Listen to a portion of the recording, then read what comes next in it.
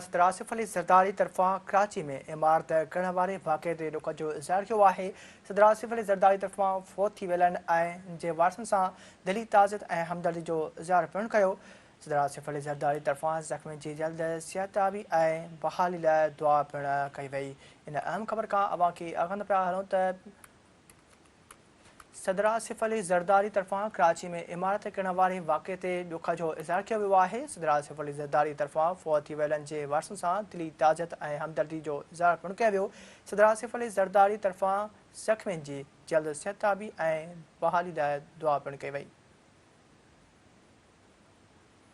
अवां खे आगाह पिया हलूं त सदर आसिफ अली ज़रदारी तरफ़ां कराची में इमारत किरण वारे वाक़े ते ॾुख जो इज़हार कयो वियो आहे।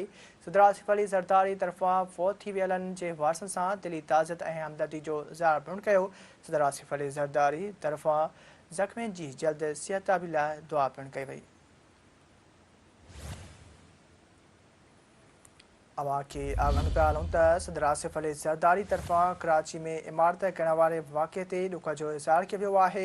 सदर आसिफ अली ज़रदारी तरफ़ां फ़ौत थी वियलनि जे वारसनि सां दिली ताज़त ऐं हमदर्दी जो इज़हार पिणु कयो। सदर आसिफ अली ज़रदारी तरफ़ां ज़ख़्मियुनि जी जल्द सिहतयाबी ऐं बहाली लाइ दुआ पिणु कई वई।